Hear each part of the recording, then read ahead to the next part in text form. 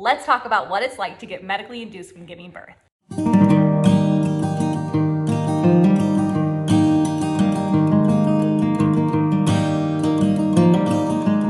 My name is Chrissy Horton. I'm a mom of four, not a medical professional in any capacity. I'm just one mom sharing her experiences with another in hopes that it helps. I remember when I was a first-time mom, I was the first of my friends to have a baby, and I felt very unprepared for a lot of things. So I'm here to just talk about the stuff that I feel gets overlooked.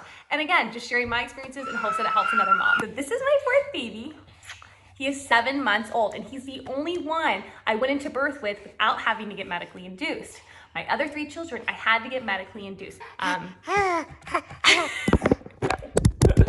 don't know if I'm able to film this with you. Okay. So with my first 3, I would hit 40 weeks and just no signs of labor, which is normal. And I told my doctor that I wanted to go as long as possible. I want to allow my body to go into labor naturally and just let it do its thing. So she was like, that's great. We're just gonna have you come in for some stress tests to monitor the baby, make sure everything's fine. Excuse me, the latest I feel comfortable with you going is 41 weeks and 3 days. So very close to that 42-week mark.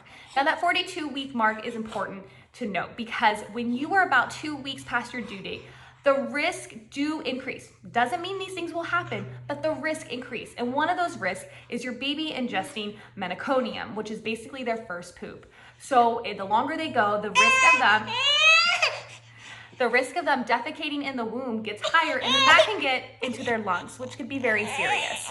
On top of that, the longer that they're in the womb, past 40 weeks, they grow rapidly. They're growing very quickly at this point. So your body can handle your baby, don't worry about that. But bigger babies, they just want to keep an eye on that. So I've had over 10-pound babies, and my doctor never once recommended a C-section just based on the size of my babies alone. Basically, the risk increased for a number of things the longer you go past your due date. I even spoke to midwives and doulas about this, and they said if they had a patient that hit 42 weeks, no signs of labor, at that point, they would actually suggest induction as well because of these risks. So at some point, I had to make an informed decision and what was best for my baby and what was best for my health. So at that point, I'm new to this, and I spoke to the doctor whom I very much trusted, and they recommended me an induction. And at the end of the day, we're all just trying to do what's best for our babies. So let's talk about the process. My medical inductions were different for my first 3 children. So with my first, they didn't want to just give me Pitocin right away. They wanted to try other methods to get labor moving. So I was admitted, and here's the thing, I don't agree with this rule whatsoever, but they say mom cannot eat once she's admitted into the hospital, and I'm pretty sure, not positive, but I'm pretty sure it's in case of an emergency C-section. In case they have to perform surgery, they don't want food or whatever going on inside. So I don't know how I feel about that, but so I couldn't eat, and that was really difficult because I was in labor a very long time. The only thing I could have were like popsicles and like some like soup broth. The very first, I'm entertaining him on the ground while I make this video. So the very first thing they did was put this pill up there, and it's supposed to soften the cervix. And it takes 8 hours. So my husband and I were there for a while. So, if I can prepare you, if you're doing this method, bring all the movies, bring that laptop, bring what you want to do, and get ready to chill for 8 hours. We did the thing, 8 hours went by, nothing happened. So then they're like, let's do another one. And I really did appreciate their efforts of not just giving me Pitocin and trying to just get me out of there, right? Like they really wanted to find ways to get labor moving in a more natural way. So then they did another pill where they put it up there. I don't know if it's a pill. Again, not a medical professional, but they did this and it's supposed to soften the cervix. And maybe it worked, but not enough. So then they're like, let's do the Foley Bulb? Imagine like a balloon on the end of a stick, and it's deflated. And so they stick it up and then they inflate it. I don't know if this is the process, but this is the visual I was getting. And then they pull on it every hour or whatever. I don't know the timeline.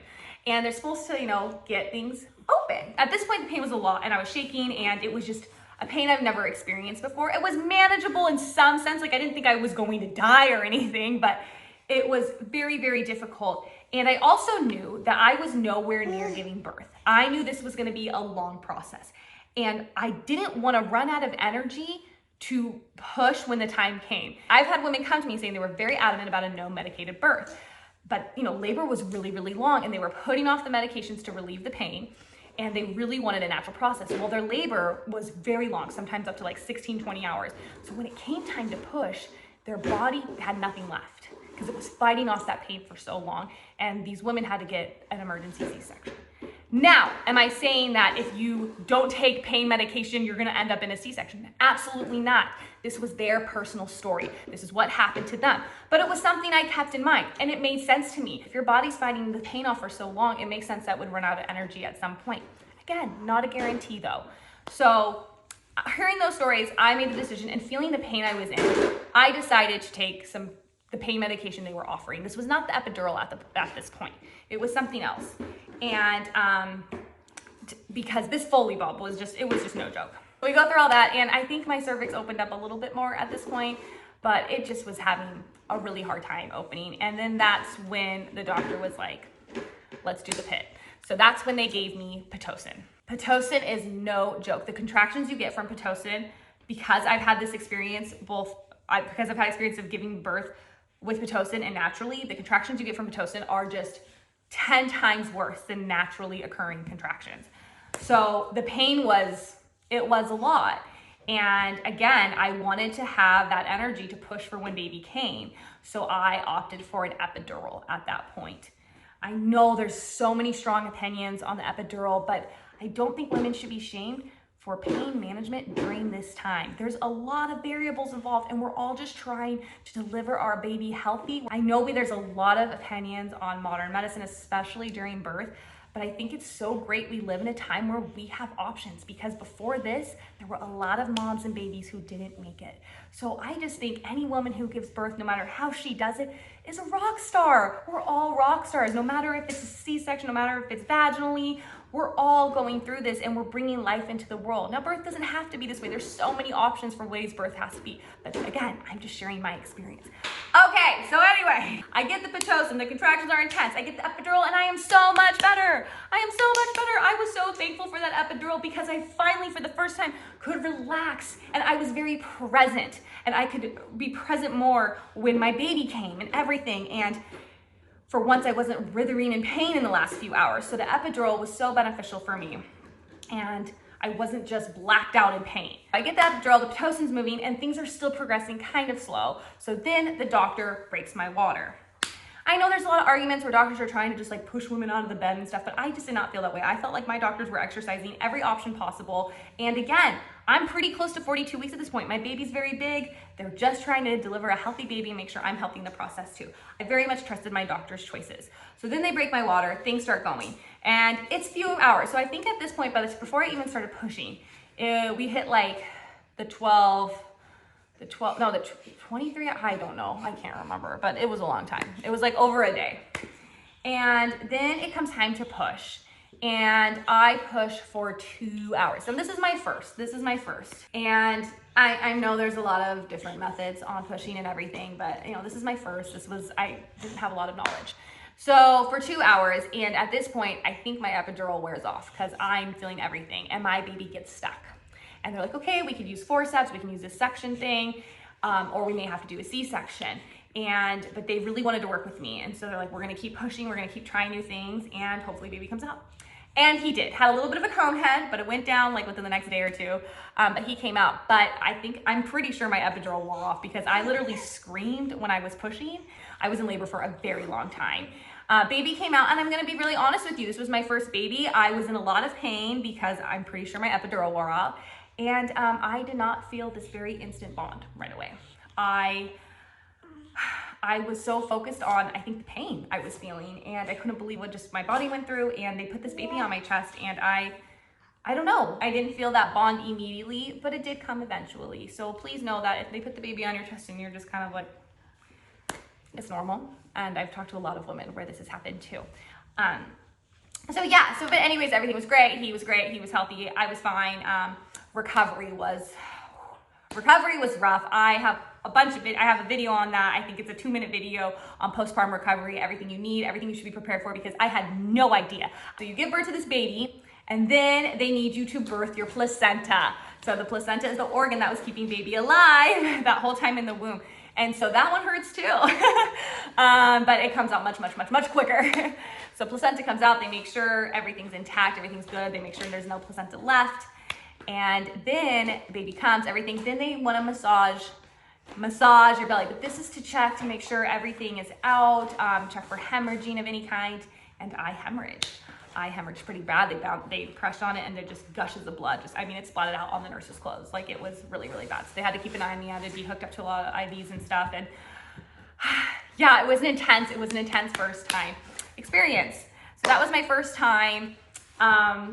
I ended up healing. Everything was great. Everyone was healthy and it was fine. You know, the first few weeks were really, really hard, but that's a story for another day. For my second baby, it was a breeze. I had to get medically induced for him too, because again, I'm hitting that 42 weeks, no signs of labor. There's risks that are involved. I have big babies, all these, I hemorrhage. Like there's just so many things involved that I was like, made the decision once I hit as far as I can go. I was like, all right, time to get medically induced. And, they did not do the Foley Bulb on that one. I don't even know if they did the cervix softening on that one because I think I was dilated enough. So then they just did the Pitocin. So this was a much shorter experience. They did the Pitocin. I got my epidural for the reasons I stated earlier because the Pitocin's so intense. So I got my epidural and I think this epidural was like a stronger dose or something was in the mix because I was feeling good, but it was so strong. It was so strong I couldn't feel my legs. And my husband like lifted up my leg and I couldn't feel it. And it just like flopped down. So when it came time to push, and I'm always like pressing that button too. So you can like press button to get a little bit more if you're like, I mean, they give you a dosage and then it like, I think the button like releases. I don't know how it works, but so I'm pressing my button a lot because I was in pain and I didn't want to be in pain. And when I say when I was in pain, like, I started transitioning to active labor and you start shaking. I throw up when I transition to active labor. This is very normal. You start shaking, you start throwing up. The pain's just very unreal. And so when I'm throwing up, right? I'm throwing up and I'm off and on throwing up. And then I feel like I'm gonna throw up again. So my husband grabs the bag. He grabs the bag with throw up already in it. I don't know why it wasn't discarded. And it was just the worst thing ever. I just start throwing up even more from the scent. It was just a mess. That was the worst part of that birth though, because then my doctor comes in and she's like, oh, you're ready to go. Let's start pushing. And I'm like, okay. And I go to push and she's like, push. I'm like, I am. But the epidural was so strong that I guess I wasn't doing anything. So she was like, oh my gosh, stop pressing your button. I'll be back in 30 minutes. So what I got to do in this case though was, I think it's called laboring down, but they're monitoring baby the whole time. You're hooked up to monitors and he was doing really, really well. And so they were like, just chill, and he might just come out on his own. And he did, and it was the coolest thing. I didn't even have to push. He just kind of slid out. I think I gave two little pushes to get him out, but he came out on his own. And it was really, really cool. I recovered so quickly. I barely tore. It was an incredible experience. I was up on my feet. It was great. So much better than my first with that. That was an intense birth. So this one went really well. So by the time my third came, I was like, she's gonna walk on out. Nope, it was like giving birth to my first. Same situation where I was dilated enough to where they wanted to go straight to the Pitocin because the other attempts would have just been for nothing. So with her, they did it, but the pain was again super bad. I took an epidural again for her and she was a big baby. She was over 10 pounds. So with my third, I don't know if she got stuck or what happened, but I was in a lot of pain with her. And yeah, something happened where she got stuck. So they tried this thing where they removed the bottom half of my bed and I literally hung onto the bed and like we kind of were trying to like gravity do its thing, but she was big. And there was just so much pressure and I couldn't do it. So I think I pushed once while I'm like literally hanging from the bed and I was like, I can't do this anymore. I can't do this anymore. And so they, put the bed back together. And I don't know if that got the trick going because then all of a sudden they were like, okay, let me look. And she was just like coming out. And the nurse, I think, panicked a little bit. She was like, oh my gosh, the baby's on the way out, and just ran out the door to get the doctor. So it was just my husband and I in the room. I know women have done it before, but I've never like delivered my own baby. So my husband and I were kind of freaking out. We can like see this head coming out. And I'm like, I have to push. Like, I feel like I have to push. He's like, okay, just push. So I'm like just pushing and he's like ready to catch the baby. And the doctor comes and the doctor's like, I hear we're having and then she sees like this baby coming out. She's like, a baby. She runs over, she gets her gloves on and I'm pushing. And again, this is my biggest baby. She's over 10 pounds at this point. And I get like to the head. She's like, okay, we got to get the shoulders. And as you know, shoulders they're bigger. Look at my head, look at my shoulders, they're broader. And I was like, oh my gosh, I don't think I can do it. Like, I don't think I can do it. So I'm trying to get her out. And I literally give up. I'm literally like, I can't do this. Cut me up, figure it out. Obviously they can't cut me open, she's halfway out. And they were like, you have to do this. You have to do this. And it's kind of like go time. Like you need to get the baby out. And I don't know what happened, but I was like, I can't do it. I don't know what happened. I don't know what came over me. That's not my personality. I don't know. Like the pain was a lot. And found it in me to find a way to push, and I got her out. And you get past the shoulders, and usually it's like this, you feel this like release as the baby comes out, but she was so big, I had to keep pushing, like get the booty out, get the legs out, everything. And then finally I like felt her come out, and it was like so much better. And then, but yeah, my recovery for that was pretty intense, and based just on how big she was, and I tore pretty bad with her as well. And those are my medical induction stories. Everyone's might be different, but those are just mine. I hope it shed light onto some things. And I want to tell you this, no matter how you give birth, no matter what you do, you are designed to do this. You got this. You got this. I know it can seem terrifying. I know it can seem scary. Even though you're like, oh, I can't handle pain, or I can't handle this, or whatever you got in your head, your body can do it, I promise. And if it can't, we are so fortunate to live in a time where there are other options, and there are skilled professionals there to help us. I don't mean to scare anyone. I want to fill up your toolbox with all the tools possible, and hopefully you don't have to use them, but if you do, you're prepared. I remember just wanting a mom friend to talk to who could just share what she went through on a very like real, practical, and easy to digest way, right? Like I didn't need the textbook for it. I just want to hear it from another mom. So that's what I'm here for, and I hope that you continue to follow along with me. But every Monday on Instagram, I host an AMA and Ask Me Anything, and we chat about all this stuff. From like things like, why do my nipples look weird when I'm pregnant? Just the stuff no one talks about or asks, and we chat about it all. It's a great community over there, and I really hope you join me. I'm also on TikTok too. Shorter video content is more for you. I'm happy to make more YouTubes. Just subscribe and let me know if this is something you want more of. All right, take care.